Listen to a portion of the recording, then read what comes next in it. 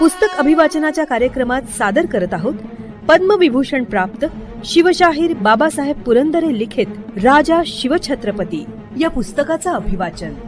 ऐकूया या पुस्तकाच्या पूर्वार्धाचा भाग 85वा. अभिवाचक जयंत ठोंबरे. किल्ले चाकण आणि पन्हाळगड. विशाळगडावरून तोफांची सरबत्ती सुरू झाली आणि गजापूरच्या खिंडीत वज्राघात झाला. तोफांचा आवाज ऐकत असतानाच बाजी प्रभू ठार झाले. सतत 6 तासापर्यंत अवघ्या 300 मावळ्यांनिशी सिद्दी मसूदच्या 3000 फौजेशी ते झुंजत होते. जखमांमुळे देहाची चाळण उडाली होती. अखेरच्या क्षणी तोफांचे आवाज ऐकत ऐकत ते ठार झाले. स्वामी कार्यावरी खर्च जहाले. आपल्या शिवाजी महाराजांना जव्हरने अचूक कोंडीत गाठलं होतं, पण तिथूनही ते अखेर पळालेच. विशाळगडावर त्यांचा मुक्काम आहे अशा बातम्या स्वराज्यात गडागडावर पोहोचल्या आणि आनंदाची आणि नव्या जोमाची फुंकर मराठ्यांच्या मनावर पडली. हीच बातमी अर्थात राजगडावर जिजाबाई आईसाहेबांनी समजली. त्यांना किती आनंद झाला असेल ते फक्त मातृमनालाच नेमकं समजू शकेल. शिवबाच्या भेटीसाठी त्या अहोरात्र तळमळत होत्या. महाराजांनाही आईच्या भेटीची अतोनात ओढ लागली होती. लहान या संभाजीराजाला आणि राजगडावर असलेल्या सर्वच कुटुंबियांना ते गेल्या सबंध वर्षात अजिबात भेटले नव्हते. त्यातच कितीतरी मोठ्या मोठ्या घटना झाल्या आणि त्यातच संभाजीराजांच्या आई म्हणजे सईबाई राणीसाहेबही मरण पावल्या.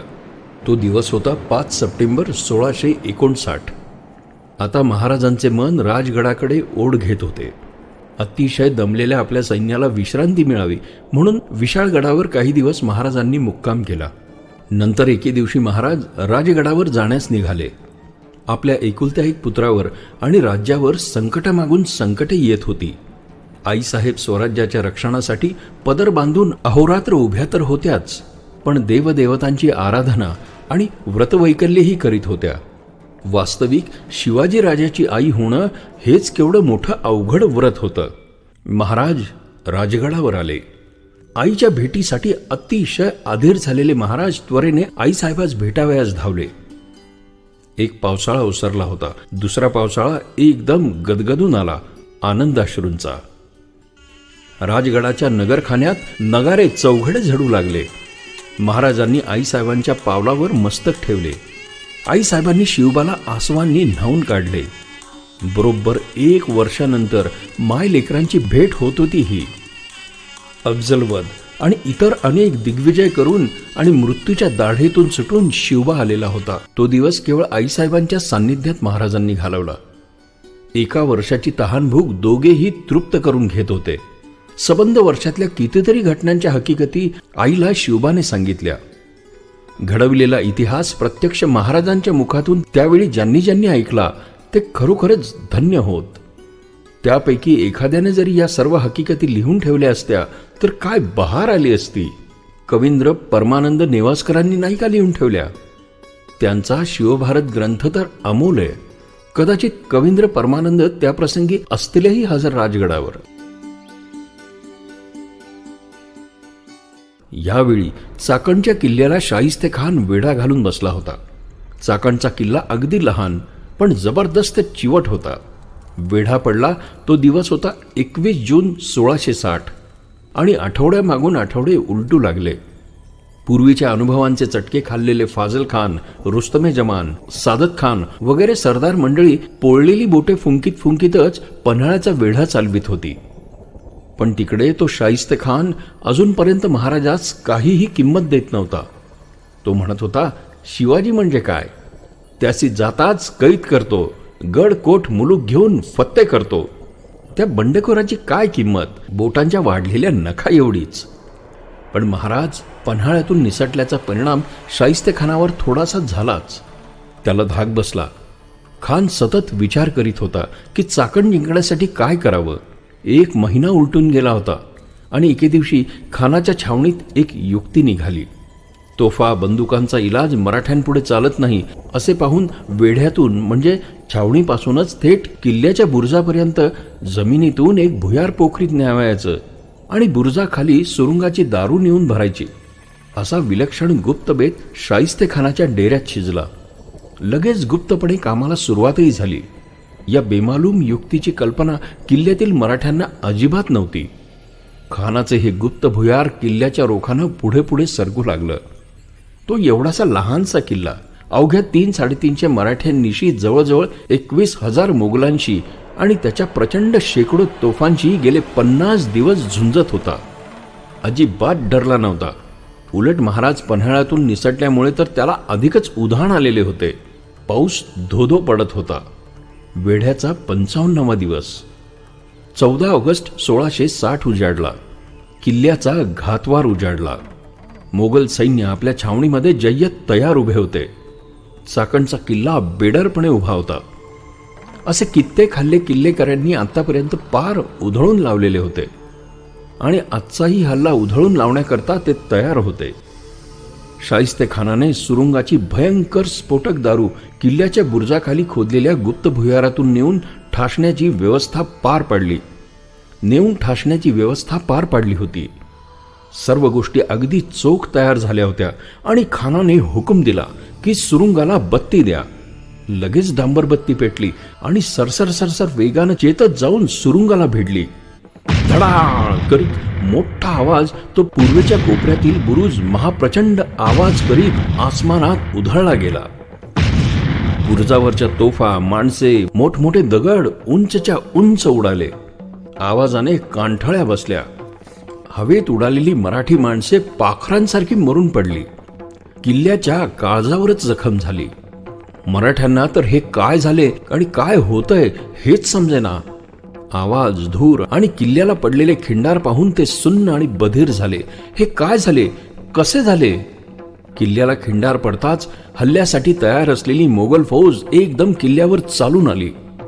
मराठ्यांनी ते दृश्य पाहिले मात्र आणि एका क्षणात भानावर येऊन ते हल्ला अडवण्यासाठी खिंडाराकडे धावले. वास्तविक किल्ल्याला झालेली जखम शत्रूचे राक्षसी दळ आणि किल्ल्यातील चिमुडभर फौज असा कठीण सामना डोळ्यापुढे उभा राहिल्यावर कोणाचेही हातपाय गळाले असते. आता काहीही केले तरी किल्ला रोखणे अशक्य आहे असे हताश शब्द बोलून शरण जाण्यासारखीच परिस्थिती होती. परंतु किल्लेदाराने आणि मराठ्यांनी याही स्थितीत किल्ला लढवण्यासाठी खिंडारावर ठाण दिले. हत्यारे उपसून ते लढायला उभे राहिले. किल्ल्यावर भगवा झेंडा फडफडत होता. मोगलांचा लोंढा गरजत आक्रंदत किल्ल्यावर चालून आला. दोन्ही बाजूंनी आरडाओरडा होत होता. हर हर हर महादेव, दीन दीन दीन आणि भयंकर रणकंदन सुरू झालं. अगदी अरेतुरेची लढाई सुरू झाली. मोगलांचा आवेश तरी केवढा भयंकर. जांबाज, इस्लाम, सिफरहाय, हिब्ज, इलाशिरा, पेशरू, गिरह, सरदार शमशुद्दीन खानानं तर कमाल चालवली होती. त्याच्या मदतीला अनेक सरदार होते. त्यात राव भावसिंहाने पराक्रमाची शिकस्त चालवली होती. मराठीही कमी नव्हते. कोसळलेल्या बुर्जाच्या तटावरून त्यांनी दारूचे पेटते बाण, हुक्के, गोळे गनिमावर सोडण्याचा आणि मोठमोठे धोंडे मोगलांच्या डोक्यात घालण्याचा बेसुमार धडाकाच लावला होता. सबंध दिवसभर खिंडारावर लढाई चालू होती. मोगलांचे हल्ल्यावर हल्ले ताज्या दमाने येत होते. पण मराठे मात्र तेवढेच आणि तेच होते. अविश्रांत लढत होते. अपरंपार शत्रुसागराशी अगस्तीच्या आत्मविश्वासाने लढण्याचं धैर्य त्यांच्यात आलं तरी कसं? कुणी शिकवली ही चिवट चिकाटी? हे सर्व त्यांना शिकवले राजा शिवाजीनं. निष्ठा आणि महत्वाकांक्षा असल्याशिवाय राज्य आणि विद्या प्राप्त होत नसते. त्यासाठी ही निष्ठा, अशी वीरश्री, अशी महत्वाकांक्षा आणि असा अभिमान असावा लागतो. हेच सामर्थ्य मराठ्यांचे होते. महाराजांच्या तालमीत ते त्यांनी कमावले होते. क्वचित एखाद्या दुसऱ्या लढाईत पराभव झाला तरीही या मूळ सामर्थ्यामुळे त्यांच्या सर्वस्वाचा पराभव करणे शत्रूला कधीही शक्य झाले नसते. सबंध दिवसभर खिंडारावर मोगल मराठ्यांची झुंज झाली. मराठे खूपच मेले, पण शत्रूंना मारीत मेले.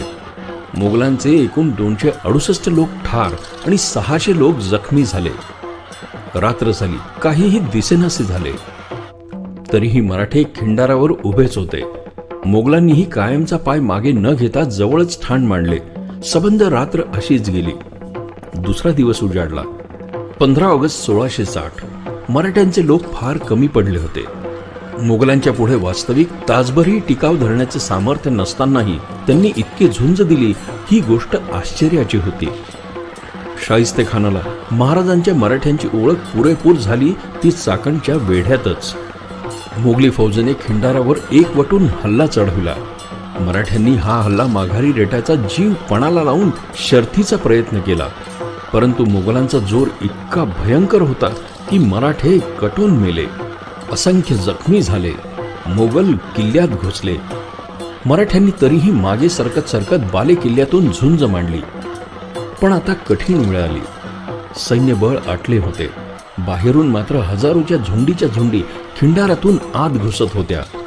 अखेर शाहिस्तेखानानं राव भावसिंहाच्या मार्फत बाले किल्ल्यातील मराठ्यांना किल्ल्यातून निघून जाण्यासाठी वाट मोकळी करण्याची सवलत दिली. किल्ला जवळजवळ पूर्णपणे शत्रूंच्या ताब्यात गेला होता. उरलेले मराठे अखेर राव भावसिंहाच्या मार्फत किल्ल्यातून बाहेर पडले. 56 दिवसांच्या कडव्या प्रयत्नानंतर शाहिस्तेखानाच्या पदरी यश पडलं. मराठ्यांना किल्ला सोडून जाताना किती दुःख झालं असेल याची कल्पनाच केलेली बरी. अखेर चाकण किल्ला पडला. तो दिवस होता 15 ऑगस्ट 1660. श्रोते हो, पुस्तक अभिवाचनाच्या कार्यक्रमात पद्मविभूषण शिवशाहीर बाबासाहेब पुरंदरे लिखित राजा शिवछत्रपती या पुस्तकातल्या पूर्वार्धाचा भाग 85 आज आपण ऐकलात. रसिक हो, आपल्याला हे पुस्तक अभिवाचन आवडतंय, भावतंय, ऐकावंसं वाटतंय हे आपण दिलेल्या कमेंट्सवरनं लक्षात येतच आहे. पण आपण आपल्या याविषयीच्या कमेंट्स, प्रतिक्रिया आम्हाला रेकॉर्ड करूनही पाठवू शकता. या पुस्तक अभिवाचनासाठी येणाऱ्या प्रतिक्रियांवर आधारित प्रतिसाद या विशेष कार्यक्रमात त्याचा नक्कीच समावेश केला जाईल. मग आता त्यासाठी आमचा व्हॉट्सअप क्रमांक आहे 94 222 55 909. क्रमांक पुन्हा एकदा ऐका, 9422 55909. तसंच तुम्ही ईमेलही करू शकता. त्यासाठी आमचा मेल आयडी आहे image27@gmail.com. imagead27@gmail.com. तेव्हा आपल्या प्रतिक्रिया रेकॉर्ड करून आम्हाला नक्की पाठवा. आम्ही त्याची आतुरतेने वाट बघतो आहोत. आणि आता जाता जाता रेडिओ जयंतचे दर्जेदार कार्यक्रम ऐकण्यासाठी, त्याचं वेळोवेळी नोटिफिकेशन मिळवण्यासाठी रेडिओ जयंत लाईक करा, शेअर करा. आणि हो, रेडिओ जयंतच्या या यूट्यूब चॅनलचं सबस्क्रिप्शन फ्री आहे. तेव्हा लगेचच रेडिओ जयंतला सबस्क्राईब करा.